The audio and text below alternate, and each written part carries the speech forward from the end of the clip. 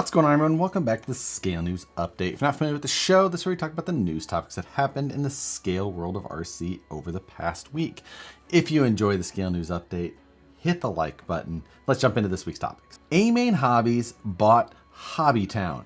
The HobbyTown that you all know. The HobbyTown that there's over 100 HobbyTown stores, brick and mortar, across the US. A-Main bought them now. And many people kind of thought that they were already one because the HobbyTown website pretty much looked exactly like A-Main, but with different words at the top. And A-Main had been handling the website of the HobbyTown business for at least a couple of years at this point. But beyond that, their businesses were fairly separate until now. So with this acquisition, A-Main will start to take the HobbyTown network and blend it into their distribution network.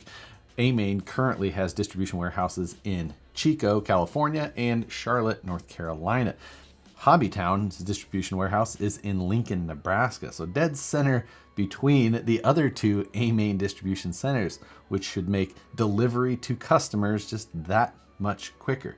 However, from talking to A-Main, it does sound like that full integration of that distribution center into the whole mix of things may take a little while. Could be 2024 before that is completely up and running in that way. But until then, there will be other facets of the integration. The HobbyTown stores that you know will remain branded HobbyTown. That isn't going to change to A-Main everywhere.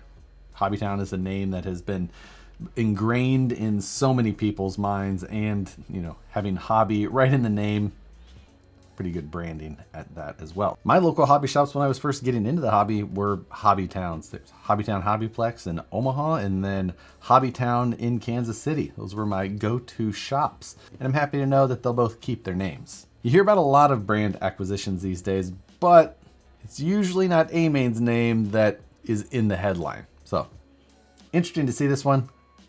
Excited to see what it brings in the future. Coming soon from Proline, we have a new scale tire coming. And from the photo, you can't see a lot of details about what it could say on the sidewall unless you go to the hashtags, where Proline has again helped us out with putting exactly what it is that's coming in the hashtags. This is going to be a Toyo Tires Open Country MT. Now, while the photo doesn't show too much detail, I did actually get a spy of this tire at Axial Fest, and it looks fantastic. The tread depth isn't overly deep, but the tire in general looks really good.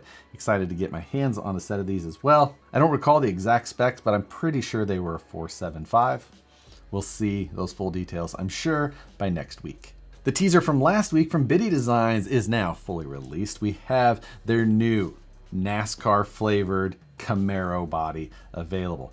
Right on the website, Biddy Designs used a very true to scale brands and all logos painted right on this to really sell the look.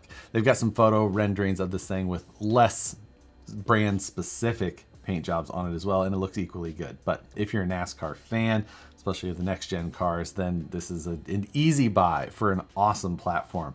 I love that 1/7 scale ARMA platform. Definitely one I encourage you to take a look at if you haven't ever before, and this body's a good pairing with it. Next, Gmade has released some builders kits. These are the standard Gmade GS02F platform, which commonly known as the BOM platform, BOM. This has got two different styles you can get, either the cantilever or the standard stand-up shock. I believe that the GS02 BOM with like the pickup and the truggy style bed, it had the cantilever, and then the Buffalo and whatnot, it had the stand-up shocks. These don't look like they include body, bumpers, wheels, or tires. However, it appears that currently they're running some sort of promotion where you can get a free set of tires if you purchase one of these. Not sure exactly how that's going to work with their distributors.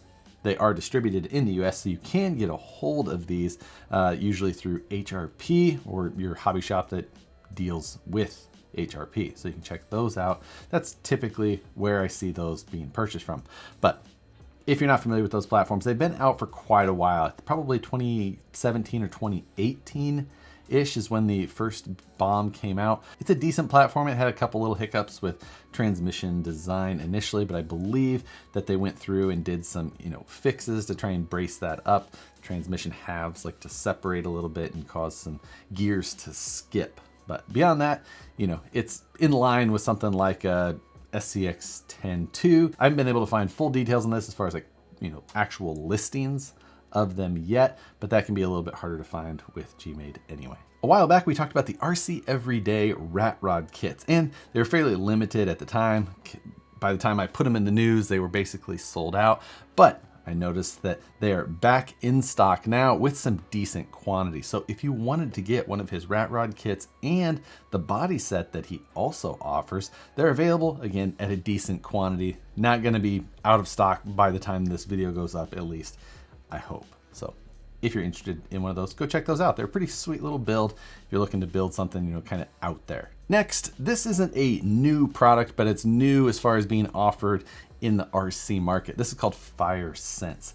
I was actually at A-Main in Chico last week, and they were testing this out by, purposefully exploding some lipos and then putting out the fire with this aerosol can of Firesense. They were exploding some larger lipos and were able to put those fires out quite easily with a can of this. Most likely you're going to want to use this as a one-use thing, even though it probably won't take you the full can to extinguish many lipo fires, but it's something that probably worth having around, either in your workshop, in your trail bag, wherever it might be. Lipo fires are no joke. Just a everyday fire extinguisher, not necessarily rated for lipos. So you need a special type of fire extinguisher for this, and this will absolutely get the job done. This is definitely something that I'll be adding in the workshop here, and probably something that I'll want to carry with me when I go on trail hikes, especially being that I'm in California and a fire or two has been known to spread. So better safe than sorry. Then these new tools popped up from Capo. And if you're familiar with Capo, you may be familiar with how over the top they are on many things. This is another one of them. These are standard hex drivers. Also, there's a screwdriver, Phillips head screwdriver, but they're powered, but not in the way that you would normally have a powered tool. This has a little board in the back side of the hex driver that lights up, and you can change the color that it lights up, presumably to indicate what size hex driver you're using. You can recharge them with a USB-C cable, but they don't do anything other than just light up in a different color, which I can't say that I hate lights. So it's an interesting thing, not something you normally see every day. Don't know that I've ever seen something like this before. If I'm wrong, let me know. I'd be interested to see what other light up, not useless, but like nearly useless light up tools there are. The light up portion of it, at least. Last week, we talked about the new release from RC 4-Wheel Drive with the red version of the 4Runner TF2 RTR. Now they've released that 4Runner body pre-painted in 3 different colors. You can get it in black, blue, or gold. Gold actually doesn't look too bad. It's probably my favorite out of the 3. Blue, probably the second. Black, an often popular choice. It still looks great. So 3 good colors. If you're interested in picking up one of these bodies and you never wanted to assemble and paint it yourself, they're not charging too much extra to have it done for you. So worth checking out. Kind of like it. Axial has added a new section to their website that has 3 different categories in it. They've got a glossary of terms, popular RC glossary of terms, things that you may not immediately know if you're newer into the hobby, or maybe you've been around for a long time and you just never learned what BEC actually meant.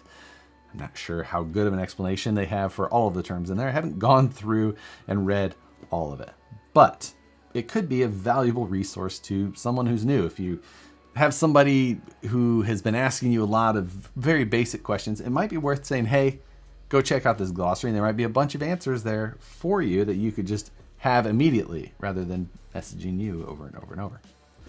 Probably worth a gander in that case. Also, they added a club directory. So they're trying to go through and add clubs wherever they may be around the country. So if you have a club that you'd like added to that registry, maybe reach out to that and have yours added as well. But if you're new to an area or you're traveling somewhere and you wanted to see if there's a club or a group in that area that maybe you could go do some running with, or run with regularly, again, a nice little resource. And finally, they're adding an event calendar, not just for their events, but for as many events as they can find, presumably.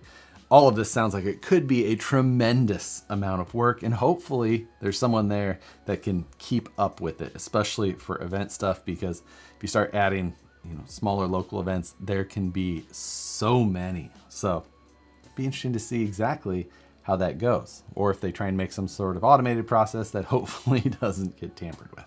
So check those out. Maybe you'll learn of a group near you, or figure out what something finally meant, or find a group of people to go run toy trucks with. This Wednesday, 6 p.m. Pacific, 9 p.m. Eastern, Matt and I will be back for live stream takeover again. 100 and damn near 80 weeks in a row. We'll be talking about my new studio layout that I'm working on. I'm only about a day of work into it at this point, and I've only got about a third of the lights done. I was trying to work on the rest of the lights tonight, but ran out of time. I was getting tired of looking at the old setup and wanted something a little new. Let me know what you think. And then finally, Friday Night Live should be same bat time, same bat place, 6 p.m. Pacific, 9 p.m. Eastern, and maybe we'll work on something.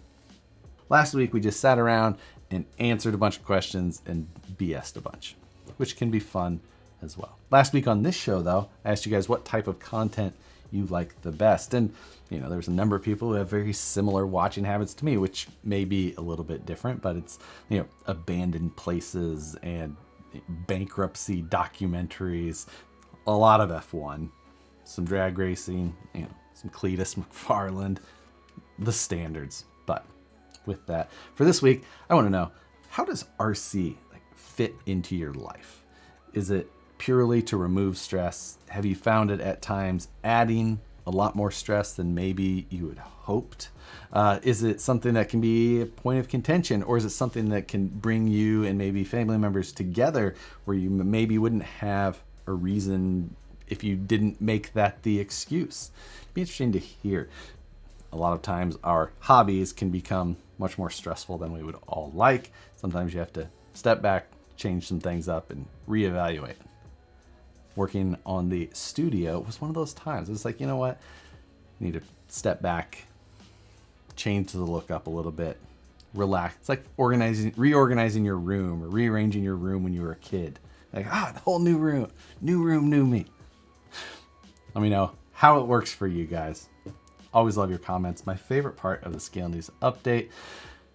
If you enjoy the Scale News, hit the like button. Subscribe if you're not already. Hit the notification bell so you see the videos as soon as they get uploaded. As always, thanks again for watching, and we'll see you on the next one.